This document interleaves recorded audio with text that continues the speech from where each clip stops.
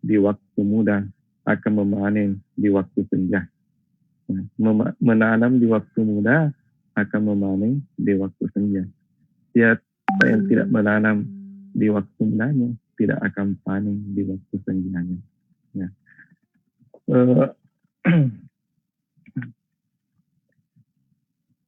Selanjutnya, ya, menjalani musim pandemi. Sekarang ini kita sudah menjalani. Apa kiat-kiat yang bisa kita lakukan? Ya, yang kita pahami dari konsep syariat, ya, Al-Quran, terutama hadis Rasulullah dengan penjelasan para ulama. Di antaranya yang pertama adalah konsep lockdown. Lockdown itu ya, al-izlaq al-kamil, ya, menutup secara totalitas. Ya. Ini didasarkan pada hadis Rasulullah SAW yang bersumber dari Usama bin Zaid radhiyallahu anhu. Nabi sallallahu alaihi wasallam qala idza sami'tum at-ta'un bi ardin fala tadkhuluha wa idza waqa'a bi ardin wa antum fiha fala takhruju minha. Muttafaq alaih. Ya. Ketika kalian mendengar wabah kolera, penyakit at-ta'un yang merebak, yang menular di suatu kampung, maka janganlah kalian masuk. Dan ketika wabah itu terjadi sementara Anda di dalam kampung itu, kalian berada di kampung itu, fala takhruju minha, maka janganlah kalian keluar dari kampung itu. Nah, inilah konsep lockdown. Nah, orang di dalam tidak keluar dan orang di luar tidak masuk ke dalam. Andai kata konsep Rasulullah ini kita terapkan, saya pikir ya, aktivitas tempat ibadah ini tidak bermasalah. Hanya saja di sini kita tidak ketat. Ya. Andai kata konsep Rasulullah ini kita terapkan ya, dalam hitungan beberapa hari, ya 1 bulan, setengah bulan sampai 1 bulan, insya Allah ya, perubahan yang fantastis itu tentang penanggulangan COVID-19 ini itu bisa kita ya itu kita bisa buktikan andai kata ya, konsepnya Rasulullah, konsep lockdown menurut hadis ini itu yang kita terapkan. Lalu ini lockdown ini al-ighlaq al-kamil itu sonanya bukan kabupaten. Ya, kalau kita melihat hadis ini di Arbin itu artinya ya sebagian ulama atau pada umumnya ulama menerjemahkan itu Arbin itu suatu kampung. Ya. Jadi kalau suatu kampung, suatu kompleks, ya, suatu jamaah masjid, ya, sonanya seperti itu. Jadi betul-betul tertutup, orang di kompleks itu tidak bisa keluar, orang dari luar tidak bisa masuk di kompleks itu. Ya, insya Allah kalau itu merata ke seluruh negeri, ya ke seluruh negeri, insya Allah dalam masa inkubasi itu COVID-19 ini bisa kita atasi. Ya, hanya saja ini kemarin hanya setengah, ya kebersamaan kita ini tidak merata. Ya, keseriusan kita ini juga tidak begitu terlihat untuk langkah bersama mengikuti anjuran pemerintah, sehingga inilah ya, suasana atau akibat yang kita terima. Jadi ini konsep yang pertama, konsep lockdown. Jadi konsepnya Rasulullah SAW. Terus yang kedua, ya, memperbanyak doa atau kunut nazilah. Ya, ini kunut nazilah sudah didengungkan sejak awal pandemik masuk di Indonesia. Itu Majelis Ulama Indonesia Pusat sudah meluncurkan fatwa secara serentak ke seluruh umat di tanah air Nusantara ini, ya, mengumandangkan atau melakukan kunut nazilah. Ya, karena ini wabah adalah bencana yang ya, tidak tanggung-tanggung, efeknya luar biasa untuk umat. Lalu banyak di dalam hadis-hadis itu doa-doa yang maksur yang bisa kita amalkan. Di antaranya yang di slide itu ada ditampilkan Rasulullah Shallallahu Alaihi Wasallam ada mengajarkan doa dalam hadis muttafaq alaih. Allahumma inna na'udzubika min juhdil bala wa darakis syaqa wa su'il qada wa syamatatil a'da. Ya Allah, kami mohon perlindungan kepadamu dari bala bencana yang serius, kemudian kesedihan atau kesulitan yang terlalu, kemudian takdir buruk, su'il qada, ketetapan Allah itu yang tidak berpihak sesuai dengan keinginan kita, lalu ya kesenangan para musuh-musuh, musuh-musuh Islam itu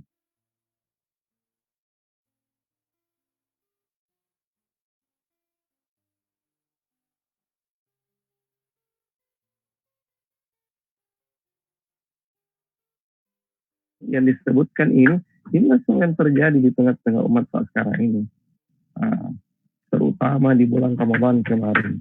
Kegiatan ibadah betul-betul ya menurun drastis dari yang biasanya, karena mayoritas umat ini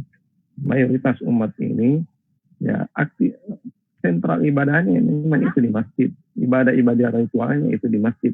Kapan lepas dari masjid, maka itu sudah susah lagi untuk terjaga.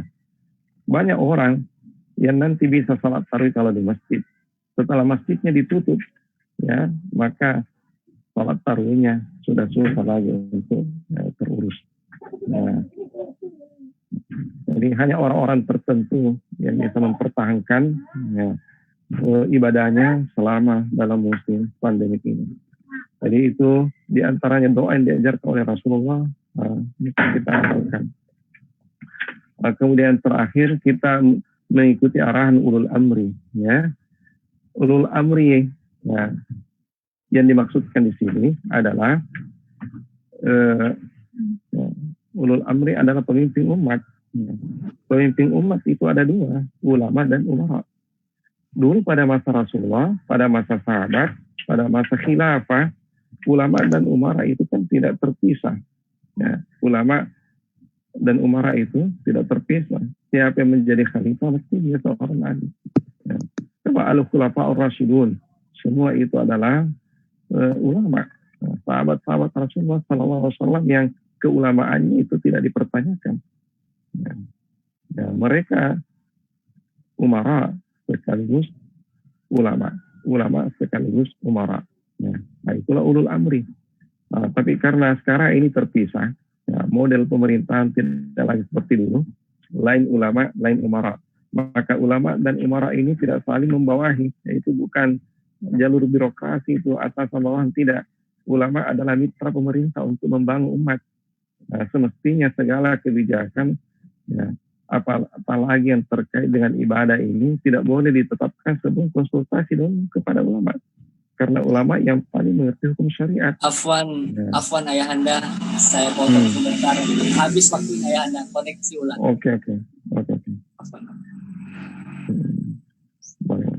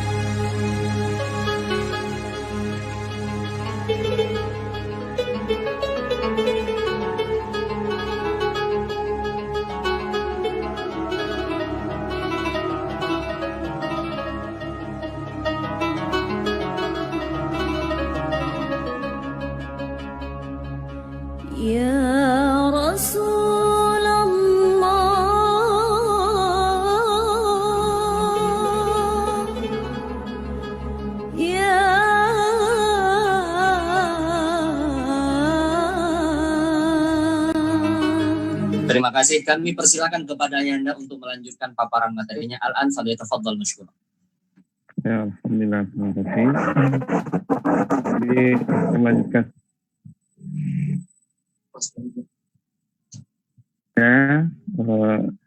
tips-tips syariah menjalani musim pandemi. Ya, setelah tadi disampaikan lockdown, kemudian memperbanyak doa.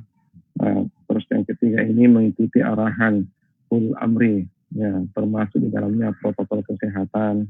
Ya, itu kita ikuti, jangan melawan. Ya, karena hal yang seperti itu kalau ini tidak dilakukan dengan kesadaran,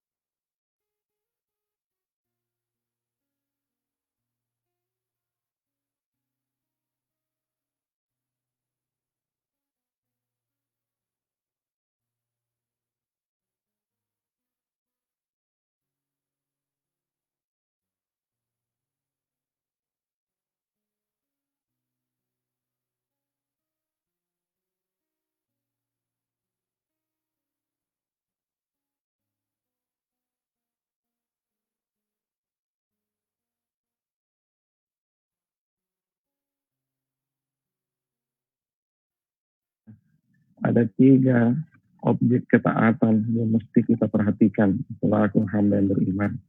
Taat kepada Allah itu Al-Quran, taat kepada Rasulullah itu adalah,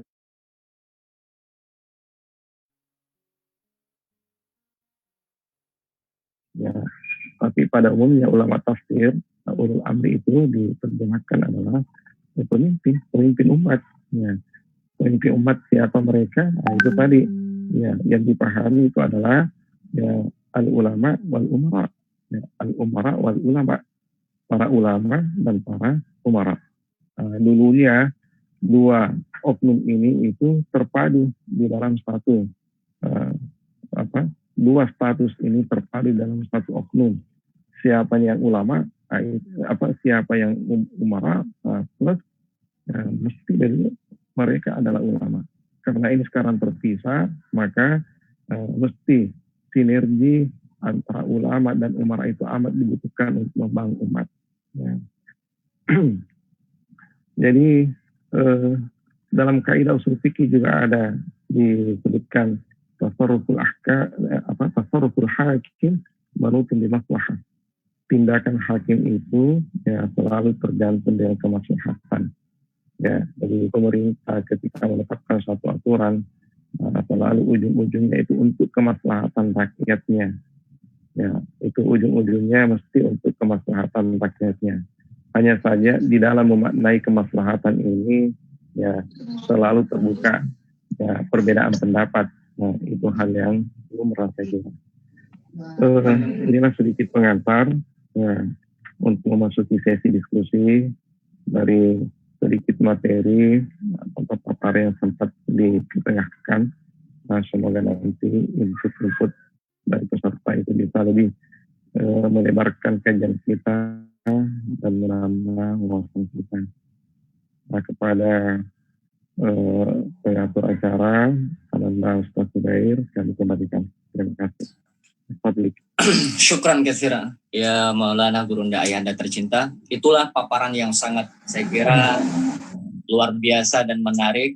Kami persilakan nanti kepada teman-teman untuk berdialog, berdiskusi, atau ada sesuatu hal yang ingin dipertanyakan, kami persilakan. Namun sebelumnya, sebelum kami persilakan kepada teman-teman untuk bertanya, kami bacakan dulu pertanyaan yang lewat WA. Jadi pertanyaan ini welcome. Kami persilakan, ya, baik dari partisipan atau warga Ad-Dariyah, bukan hanya terkhusus dari pengurus PD DDI Kabupaten Wajo. Pertanyaan pertama, Al-Mukarram, terima kasih saya bacakan terhadap paparan materi yang Gurunda telah jelaskan tadi, sangat menarik sekali dan menambah wawasan kami.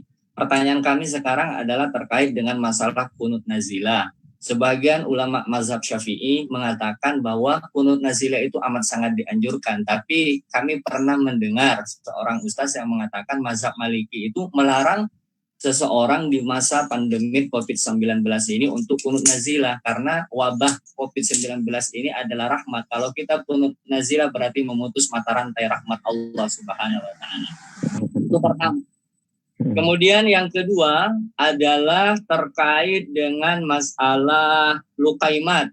Katanya ayahanda di hadis yang lain ada redaksi hadis lukaimat yang bertimbang sudah mubalaghah fuailat. Artinya betul saya sependapat dengan ayahanda, seorang ulama, seorang ustaz, apalagi alumni Ad-Dariyah, jangan hanya memikirkan perut terus, karena sesungguhnya perut itu hanya perantara. Hidup kita hanya. Syukran ayahanda, ini saja yang sempat saya pertanyakan. Kami persilakan kepada ayahanda, sebelum kami persilakan kepada Ustaz Musbaheri untuk menjawab. Al-Anfal Tawaddan. Oke, ya. Terima kasih. Jadi itu tadi terkait dengan kunut nazilah. Tidak semua mazhab Maliki ya mengecam ini kunut nazilah dalam musim pandemi. Itu hanya sebagian saja. Itu pun ya hujah mereka sampaikan COVID-19 ini dianggap sebagai suatu rahmat.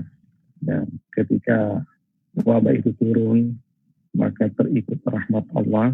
Ya, ini rahmat Allah betul. Contoh yang amat dekat rahmat Allah akibat COVID-19 ini adalah ini bersilaturahimnya kita di media online. Nah, sebelum masa pandemik ini jarang kita lakukan. Ya, silaturahim di media maya seperti ini hanya populer di orang-orang tertentu saja. Nah, tapi sekarang ini mulai dari dosen sampai guru TK semua menggunakan aplikasi Zoom ini. Ya, jadi ini adalah bentuk rahmat Allah yang sangat dekat kita rasa. Tapi sekalipun demikian, ya,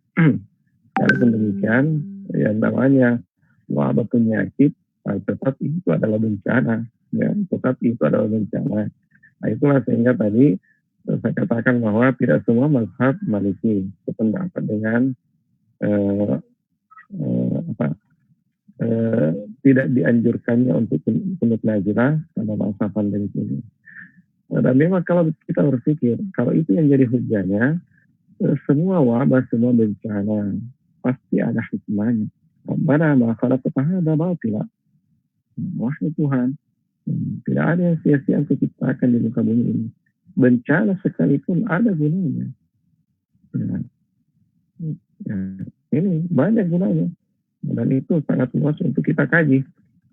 Mata kita sudah melihat, ya, dan kita sudah merasakan ya, betapa banyak orang yang sadar gara-gara musim pandemi ini. Nah, tapi dengan segala hikmah yang Allah turunkan, tetap tidak bisa kita nafikan bahwa yang namanya wabah penyakit ini adalah tetap musibah. Nah, musibah global. Ya. Kalau sudah musibah global, maka anjuran Rasulullah SAW itu adalah melakukan kunut nazilah. Ya. Sekalipun demikian tetap kita hargai ya, pendapat saudara-saudara kita yang tidak melakukan kunut nazilah. Persoalan khilafiyah itu ya selalu disikapi dengan sikap tasamuh. Tasamuh artinya toleran. Kita tidak bisa bersitegang dengan pendapat kita. Kita ini DDI adalah kelompok moderat, ya. Aliran yang sangat mengakomodir semua aliran. DDI adalah rumah besar kita. Ya, mazhab Maliki, Hanafi, Hambali, ya, Syafi'i, dan bahkan di luar 4 mazhab ini, selagi tidak keluar dari area Ahlus Sunnah wal Jamaah, maka itu tetap diakomodir oleh Darud Da'wah Islam. Terus yang kedua, tadi itu ukulat dalam redaksi hadis yang lain memang lukaimat, artinya suapan-suapan ya. Ini Rasulullah SAW mengajarkan kepada kita secara lembut bahwa ketika kita makan, maka janganlah diperturutkan syahwat kita. Syahwat untuk makan, karena syahwat itu itulah yang kalau kita terpedaya oleh syahwat, maka itulah yang membuat kita melakukan sesuatu yang berlebihan. Sesuatu yang berlebihan, maka bukan manfaat yang didapatkan, tapi mudarat. Ya. Makanya untayan kalimat beliau selanjutnya mengatakan apa itu? Fa'inkan la mahala, fa'inkan la mahala. Ya, andai kata itu tidak bisa tercapai, ya, andai kata hal itu tidak bisa tercapai, kita tidak bisa makan beberapa suap, suapannya kita itu tidak terhitung banyaknya, ya, maka Rasul memberi batasan. Batasannya itu kalau tadi konsep ini, li ta'ami, li syarabi, li nafasi. Nah, ada hal yang menarik terkait dengan teksnya hadis ini. Tadi itu kita kaji lebih kepada makna konteksnya, karena kita mau kaitkan dengan musim pandemi. Kalau makna teksnya ini hadis, ada kebiasaan Rasulullah yang sungguh kita mempraktekkan berbeda dari yang beliau lakukan. Ini kami dapatkan dalam satu kitab yang sangat klasik dan itu sudah jarang, ya. Kitabnya itu At-Tibbun Nabawi Jalaladdin As-Suyuti. Yang banyak itu Ibnu Qayyim Al-Jauziyah. Kalau yang saya pernah baca ini At-Tibbun Nabawi Jalaladdin As-Suyuti. Di situ ada konsep-konsep makan yang diajarkan oleh Rasulullah dan kefiat-kefiat makan. Satu yang amat berkesan, Rasulullah itu ketika makan beliau mendahulukan minum. Ya, minum dulu. Rasul minum dulu baru makan. Setelah makan, beliau tidak minum. Nah, yang kita lakukan kan sebaliknya. Kenapa demikian? Yang ternyata, ya, pernah kami juga baca artikel di internet, ya, tulisan dari seorang dokter, dan pernah berkonsultasi langsung dengan dokter. Ya. Bahkan, ya, ingat saya pernah dulu saya satu pesawat dengan seorang ahli kesehatan dari Bandung, ya. Di atas pesawat, ya, menuju Istanbul, ya. Itu saya bercakap-cakap. Ya. Saya bilang ini Nabi kami mengajarkan konsep makan seperti ini, minum dulu baru makan, setelah makan tidak minum. Gimana menurut pandangan kesehatan? Beliau orang Katolik. Ternyata secara jujur menjawab, ya itulah katanya paling sesuai dengan aturan kesehatan, protokol kesehatan seperti itu. Hanya saja kita ini pada umumnya karena tidak terbiasa susah melakukan itu. Subhanallah. Nah, jadi kalau orang makan, kalau orang minum dulu, ya. Setelah minum, nah, ini kita memperlancar, ya. Kita memperlancar lalu lintas pencernaan, ya. Ya. Lalu yang paling pertama mendapatkan porsi di dalam tubuh adalah air, mendahului makanan. Ya. Sebelumnya itu kan udara sudah pasti. Lalu pada saat nanti kita makan, ya ditahan jangan minum. Paling cepat kita minum itu setengah jam kemudian. Paling bagus lebih dari 1 jam kemudian. Ya. Kenapa tidak langsung minum? Karena kalau kita tidak langsung minum, ya mesin-mesin pencernaan di dalam tubuh kita itu bekerja optimal, ya. Makanan itu turun sedikit-sedikit, terurai oleh bakteri yang bertengger di sepanjang lalu lintas pencernaan kita. Ya, turun sedikit-sedikit, semakin turun semakin halus, semakin turun semakin halus, sampai di usus halus dan sudah halus. Tapi kebiasaan kita yang selama ini, ya langsung makan. Setelah makan baru minum. Ya, makanan yang baru melewati, ya ini lalu lintas pencernaan kita langsung ditekan oleh air, maka bakteri-bakteri yang ada di atas itu sepanjang jalur pencernaan kita itu tidak lagi berfungsi. Nah, sehingga mesin pencernaan bagian bawah itu yang kerja berat. Itulah sehingga banyak-banyak kita ini masalah di perut. Karena konsep makan kita itu berbeda dengan sunnah Rasulullah SAW. Nah, itu sedikit tambahan penjelasan. Terima kasih, Banda. Oke, terima kasih. Saya ingin mengajak menyapa dulu ayahanda kami atau Ustaz Bakari di Takalar, jadi contoh ya. Kemudian ada juga ayahanda kami juga Ustaz Syarman Tabi MPD hadir juga, ketua orang tua kami juga, Bapak Kanda Bantaeng juga sementara bersama juga walaupun dia memberikan kuliah di pasca sarjana juga. Terima kasih semua partisipan, ada Ananda Mbok Dalek juga di Jakarta, bahkan ada di Jakarta juga ya, join dengan kita di sini. Saya informasikan bahwa acara ini live di Klik Sulsel streaming. Kami sudah mempunyai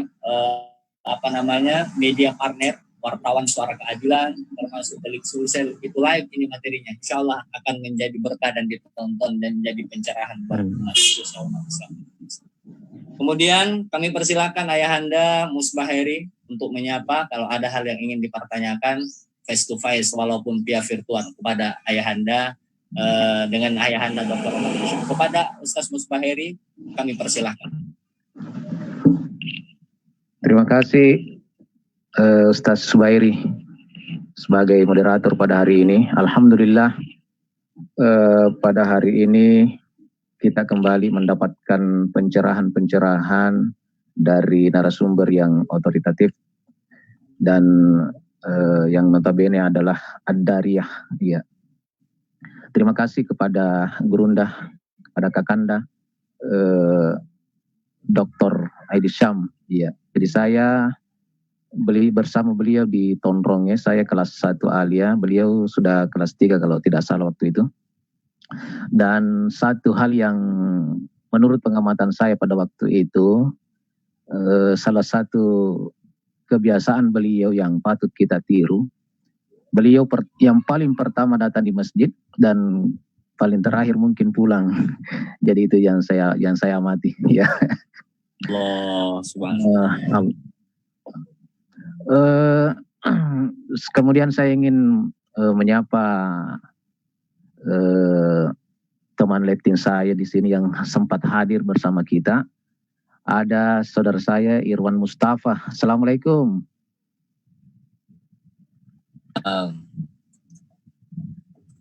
Halo. Irwan Mustafa. Ada aktif. Assalamualaikum Irwan. Waalaikumsalam warahmatullahi wabarakatuh. Jadi saya mohon kepada moderator nanti juga untuk memberikan kesempatan kepada Irwan Mustafa untuk memberikan pertanyaan atau masukan-masukan. Kemudian ada saudara Suherman juga seleksi saya bergabung di kesempatan ini. Dan ada juga rekan Pak Saharudin dari Wajo untuk pengawas ya. Iya. Assalamualaikum. Dan semuanya tanpa terkecuali salam hormat kami. Kemudian selanjutnya saya hanya ingin memohon semacam tanggapan atau koreksi dari Kakanda Doktor atau dari semua partisipan yang hadir terkait dengan konsep yang pernah saya sampaikan melalui khutbah beberapa waktu yang lalu, termasuk di khutbah Idul Fitri kemarin, yaitu terkait dengan pandemi corona ini. Yang pertama saya tinjau dari segi akidah dengan berdasar pada 3 ayat dalam Al-Quran yang mirip-mirip. Ya. Yang pertama surah Al-Hadid ayat 22. Auzubillahi minasyaitonirrajim. Ma asaba min musibatin fil ardi wala fi anfusikum illa fi kitabin min qabli an nabra'aha, dan seterusnya. Kemudian surah At-Tagabun ayat 11. Ma asaba min musibatin illa biiznillah, dan seterusnya. Kemudian yang ketiga surah Asy-Syura ayat 30. Wa ma asabakum min musibatin fabima kasabat aydikum wa ya'fu an katsir. Ya, dari 3 ayat ini saya menyampaikan konsep bahwa apapun yang terjadi di dunia ini sebenarnya sudah tercatat di Lauhil Mahfuz. Kemudian ketika akan terjadi itu harus ada izin dari Allah Subhanahu wa taala, dan salah satu penyebab, dan yang ketiga itu salah satu penyebab disebabkan karena ulah perbuatan manusia sendiri. Ya, itu yang saya sampaikan. Kemudian saya tadi juga sempat mendengar ada wa ma khalaqnas samaa wal arda wa ma bainahuma batila. Dalam surah Sad tadi disebutkan juga oleh Guru Ta. bahwa apa-apa yang diciptakan oleh Allah di muka bumi ini dan di langit, dan apa yang ada di antara keduanya itu tidak ada yang sia-sia. Semuanya ada hikmah di balik semua itu. Ya. Sehingga untuk menghadapi pandemi ini, saya kemudian berdasar pada surah As-Sajdah ayat 15. Ya. As-Sajdah ayat 15. Jadi dari segi akidah tadi beberapa ayat.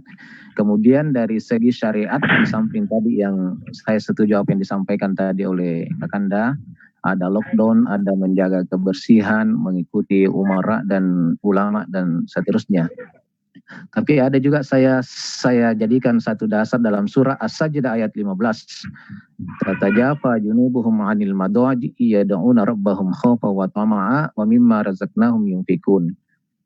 Ada 3 poin di situ yang saya garis bawahi. Yang pertama, menjauhkan lambungnya dari tempat tidur, artinya walaupun kita lockdown misalnya, tetap menjaga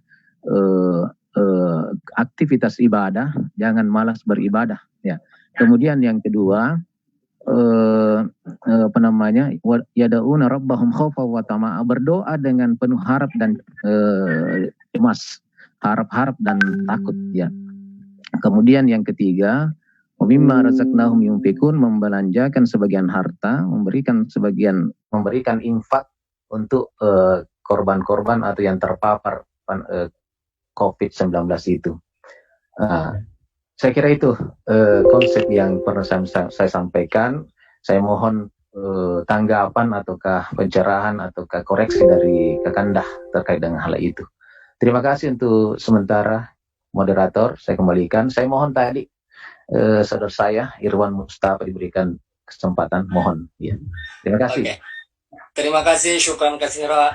Sebelum saya persilakan Ayahanda Gurunda Dr. Muhammad Edi Syam untuk memberi jawaban, kami juga karena ini momennya juga silaturahim pasca Lebaran, kami juga persilakan kepada orang tua kami sebelum saudara Irwan Mustafa, Bapak Pengawas Kementerian Agama Kabupaten Banjar, Bapak Saharudin MM, kami persilakan untuk menyapa atau bersilaturahim bersama dengan kami persilakan. Al-Anfal lebatul masykur.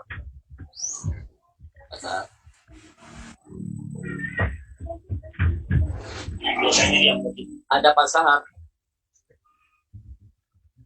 Kalau tidak ada, mungkin dia mood sendiri itu. Kami persilakan kepada Ayahanda Dr. Muhammad Edi Syam. Kami persilakan untuk memberikan jawaban.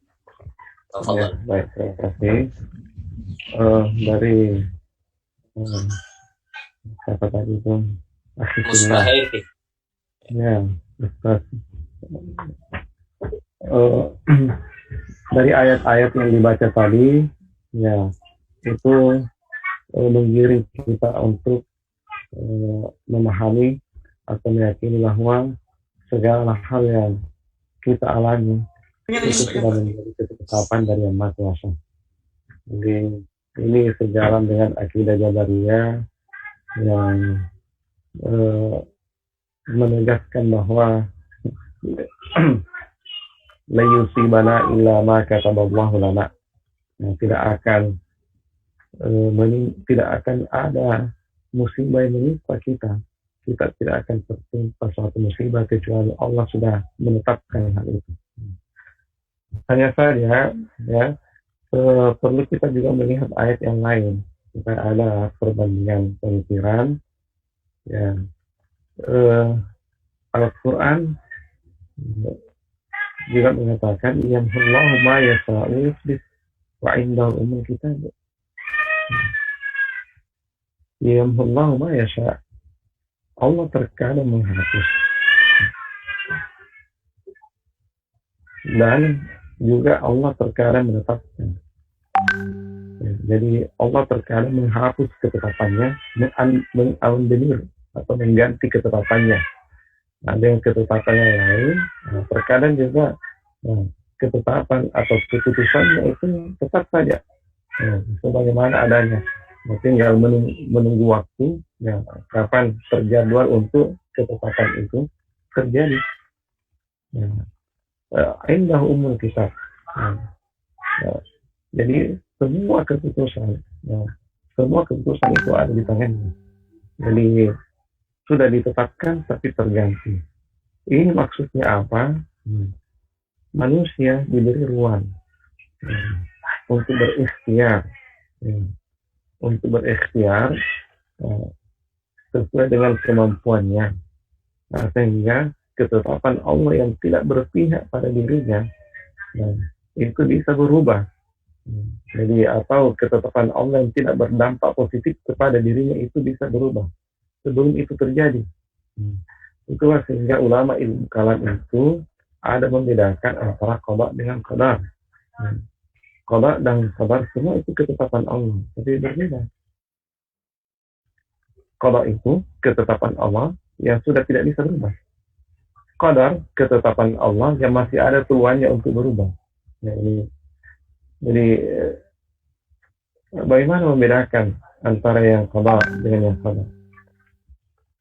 Kalau ketetapan Allah itu masih dirahasiakan oleh Allah, belum terekspos, manusia belum tahu, maka itu masih bisa berubah. Ya. Seperti rezeki. Rezeki untuk hari esok itu qadar, tapi rezeki untuk hari kemarin itu qada. Kenapa? Rezeki kita kemarin sudah diketahui, tidak bisa lagi berubah.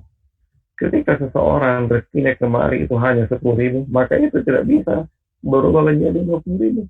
Kenapa? Itu masa yang sudah dilewati dan kita sudah ketahui, tidak akan bisa berubah lagi. Nah, bukan lagi rahasia ilahi itu, karena makhluknya sudah tahu. Tapi untuk hari esok, rezeki kita untuk hari esok itu qadar sudah ditetapkan, tapi qadar ya masih bisa berubah. Kenapa masih bisa berubah? Karena makhluk ini belum tahu. Ada yang bisa merubahnya, diantaranya adalah doa. Ya, jadi tidak heran kalau Rasul mengatakan doa istilah ini.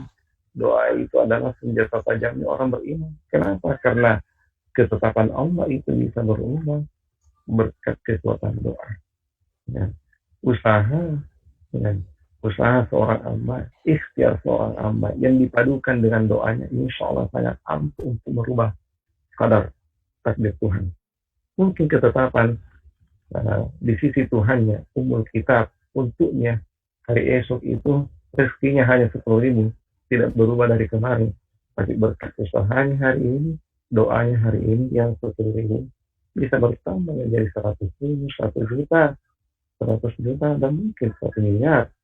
Nah, subhanallah, itu karena kekuatan doa yang terpadu dengan ikhtiar. Jadi pada dasarnya ayat-ayat Al-Quran antara satu dengan yang lain itu tidak saling bertentangan. Tidak ada yang ta'arud. Yang ta'arud itu adalah pikiran manusia. Ya, pikiran manusia. Kemampuan kita untuk memahami di situ terbatas. Ya. Jadi kedangkalan ilmu kita di situ terukur. Pada saat kita memaknai antara satu ayat dengan ayat yang lain itu saling berkontradiksi. Ya, masing-masing punya kapten pemahaman yang berbeda. Dan itulah kita harus pahami secara tepat. Saya pikir itu tambahan penjelasan kepada Adinda yang bertanya tadi. Ustaz, berapa lagi ya, wajahnya saya masih ingat-ingat ya. Saya masih ingat-ingat. Terima kasih. Oke, Al-Mukarram Ayahanda Dr. Muhammad Idisham, kami berharap bersabar karena begitu antusiasnya baik doa saya, cuma tidak bisa terkoneksi. Termasuk juga pada kesempatan ini kami bisa juga bersama dengan Ayahanda gurunda kami ini Dr. Amir Mustafa. Sama kami sapa dulu. Mungkin beliau tidak kenal dengan saya. Assalamualaikum Pak Dokter. Saya kira baru masuk Ayahanda Dr. Amir Mustafa, pimpinan Pondok Pesantren Rahmatul Asri Rekang. Assalamualaikum.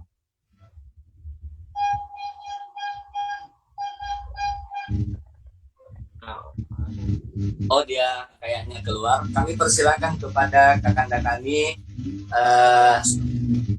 Irwan Mustafa untuk menyapa atau ada hal yang ingin dikonfirmasi terkait paparan materi pada Al-Anfal.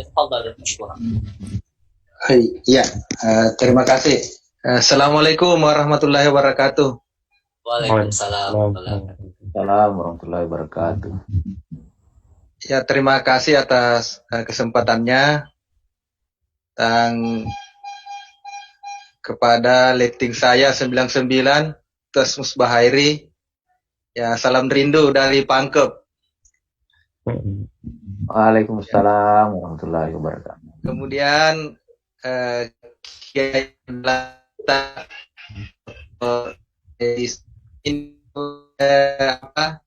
ini kelihatan bahwa dia ada data di masjid di Pangkep. Saya selalu ikuti. Saya senang dengan kajian-kajian pengajian-pengajian beliau. Kemudian kami juga bertetangga dulu di Mantika 6 di Tondronge. Ya, kami berdampingan dulu di Tondronge tinggal. Jadi sekali lagi terima kasih atas silaturahim ini pasca kita di diklat di bulan Ramadan dan sekarang kita memasuki bulan Syawal.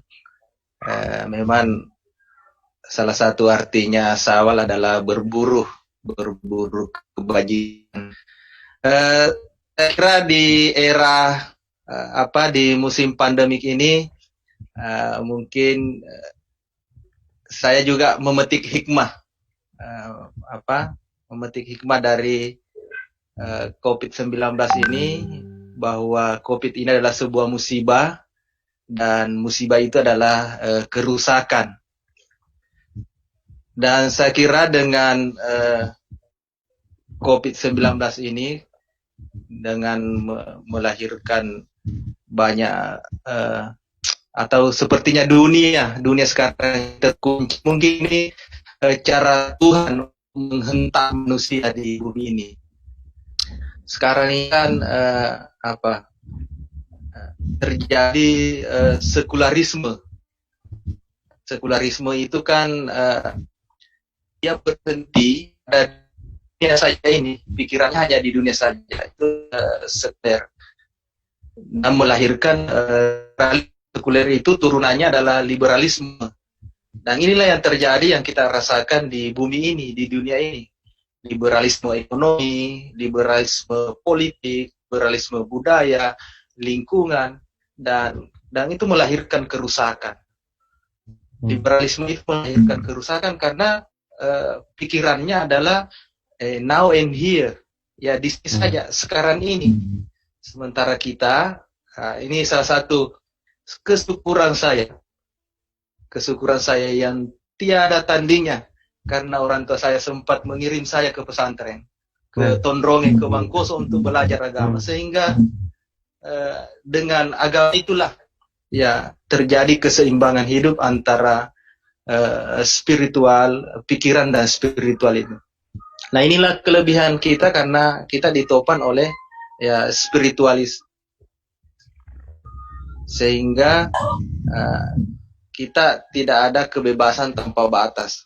Saya kira dengan COVID-19 ini ya sebenarnya saya menarik pelajaran karena terjadi sekularisme, liberalisme dan kerusakan itu karena pikirannya adalah berakhir di dunia ini, sementara kita ya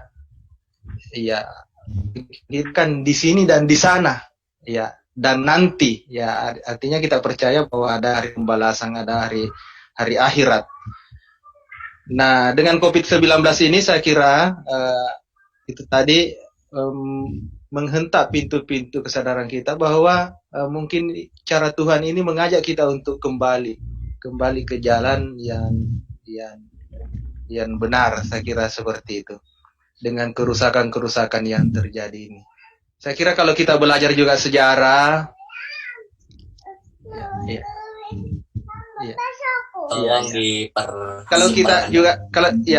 kalau kita juga belajar sejarah, Raja Namrud, Abraham, kemudian Raja Firaun, mereka kan meninggal, mereka punah itu bukan karena senjata besar, bukan karena badi dan sebagainya, hanya sesuatu yang kelihatan Firaun terbunuh dengan air, kemudian Namrud terbunuh dengan nyamuk, lalat, kemudian Abraham dengan burung kecil. Itu semua menjadi ibrah bagi kita bahwa kita tidak boleh sombong. Kita tidak ada apa-apanya. Kita ini manusia lemah. Hanya Allah lah yang saya kira berkuasa. Saya kira hikmah-hikmah seperti itulah yang mesti kita petik dari COVID-19. Saya kira itu tambahan aja. Tambahan saya kira apa yang disampaikan Pak Dokter tadi sangat luar biasa, memberikan pencerahan kita pada hari ini. Ya, salam rindu untuk semua keluarga besar DDI di Pangkep. Bangga sekali dengan adanya silaturahim pemikiran seperti ini.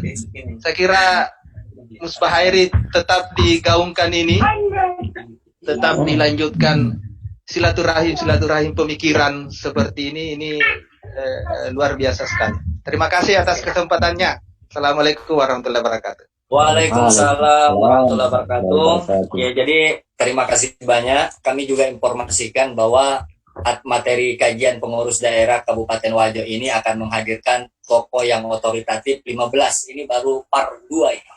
Kemarin dalam Ramadan ada beberapa dokter, 4 dokter kami sudah undang, dan insya Allah untuk kajian syawalan 15 komateri untuk mengembangkan dialektika keilmuan ke depan. Kami mengundang para alumni DDI di mana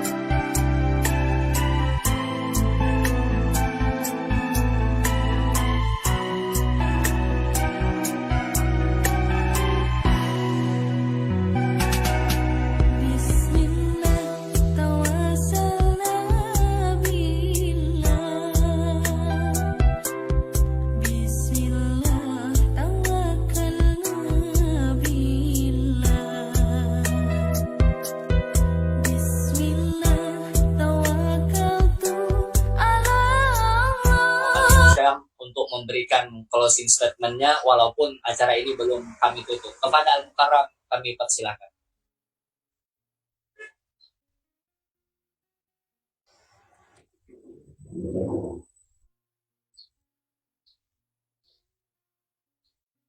Ayahanda.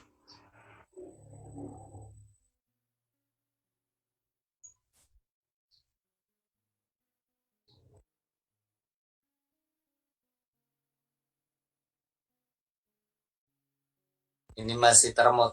Ayahanda Dr. Muhammad Edison. Ini Ustaz.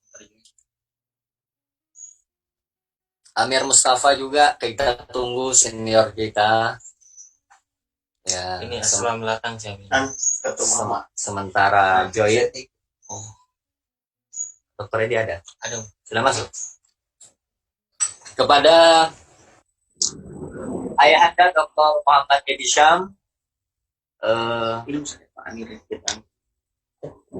kami persilakan untuk memberikan closing statement-nya, sekaligus kami mengharapkan jangan dulu ditutup Zoom-nya, karena kita ingin bersilaturahim, saling sapa menyapa di acara syawalan ini.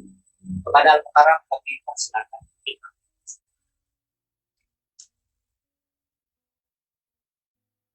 Belum ada Dr. Edi.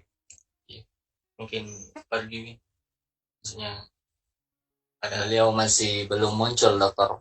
Edi Syam. Ada, alhamdulillah kita sudah sementara connect juga dengan Bapak Sekretaris PD Kabupaten Wajo, Ustaz Hamzah. Kami persilakan sebentar untuk memberikan pengantar. Mungkin beliau lagi ada aktivitas karena dia sempat mengirim WA, Afwan Ustaz kurang bersahabat jaringan di sini. Jadi kalau ada suara kurang jelas, itu pengaruh jaringan. Sebenarnya terkadang bukan di host, bukan di kita di sini, tapi biasanya dari teman-teman jaringannya juga kurang bagus, biasa berpengaruh pada voice suaranya. Kami persilakan kepada Ustaz Hamzah untuk menyapa dalam acara kajian kita ini terkait konsep hidup ideal dalam Islam menghadapi dan menjalani musim pandemi COVID-19. Walaupun kami tahu beliau sangat terlambat mengikuti acara, untuk menyapa sebagai warga dan sekaligus pengurus DDI PD Kabupaten Wajo. Kepada Ustaz Hamzah Al-Akbar.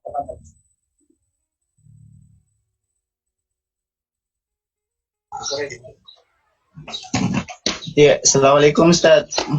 Waalaikumsalam warahmatullahi wabarakatuh. Ya, assalamualaikum warahmatullahi wabarakatuh. Mohon maaf sekali lagi karena berada di luar daerah. Dari tadi saya coba masuk, ternyata sinyalnya kurang bersahabat di sini, lagi di kampung. Jadi mohon maaf saya tidak aktifkan videonya karena kapan saya aktifkan videonya agak berat loadingnya. Ya. Pertama-tama saya ingin mengucapkan banyak terima kasih kepada guru tak narasumber yang sempat bersama-sama kita pada pagi hari menjelang siang ini. Yang saya hormati juga sahabat saya Ustaz Zubair sebagai narasumber, sebagai host. Kemudian kepada sahabat-sahabat sekalian, para peserta, terima kasih banyak dan mohon maaf atas keterlambatan join dari tadi. Saya mencoba untuk join tapi lagi ada trouble persoalan jaringan karena lagi dua daerah.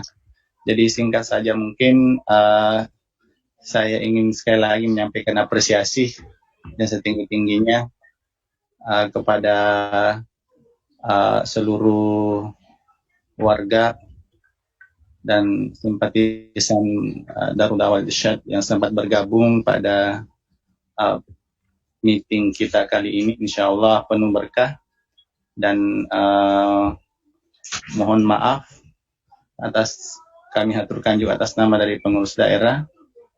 Mudah-mudahan kita sempat lagi lanjut pada meeting-meeting selanjutnya. Ada luar biasa sekali planning yang telah direncanakan oleh Ustaz Zubair. Sudah ada beberapa yang diskedulkan untuk mengisi beberapa meeting kita. Jadi saya pikir itu saja singkat dulu Ustaz. Jadi insya Allah berkah. Mudah-mudahan kita bisa berkesinambungan pertemuan kita meskipun virtual. Demikian Ustaz, terima kasih banyak dan mohon maaf yang sebesar-besarnya. Wassalamualaikum warahmatullahi wabarakatuh. Assalamualaikum warahmatullahi wabarakatuh. Terima kasih atas paparan atau sambutan kesempatan dari Ustaz Hamzah. kami persilakan kepada Ayahanda Dr. Muhammad Edisham untuk memberikan closing statement-nya. Al-an falyatafaddal masykur. Ya, terima kasih Ananda pengatur acara. Adalah sebuah kata kunci yang mungkin patut untuk kita renungi, dan ini kami kutip dari hadis Rasulullah SAW.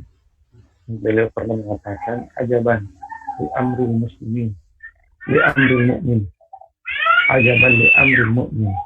Satu hal yang menakjubkan untuk urusannya orang beriman. Ya. In asabat sarra syakar karena khairan lahu. Orang beriman itu ketika ditimpa oleh sesuatu yang menyenangkan hatinya, maka dia bersyukur. Kesyukuran itu adalah kebaikan untuknya.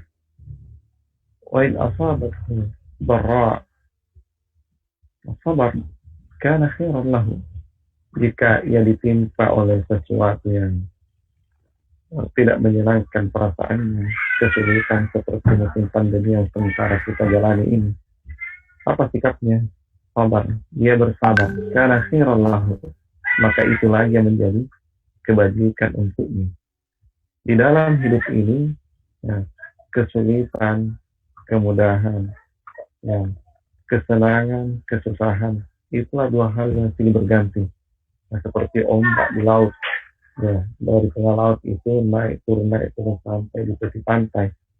Di dalam menjalani hidup, kesulitan, kesusahan, ya, hal yang menyenangkan, hal yang menyusahkan, itu dua hal yang selalu datangnya secara silih berganti di dalam hidup kita ini. Tidak ada orang yang hidupnya senang terus sampai tutup usia. Juga tidak ada orang yang di dalam hidupnya gelisah terus atau resah terus, ya, sulit terus sampai tutup usia.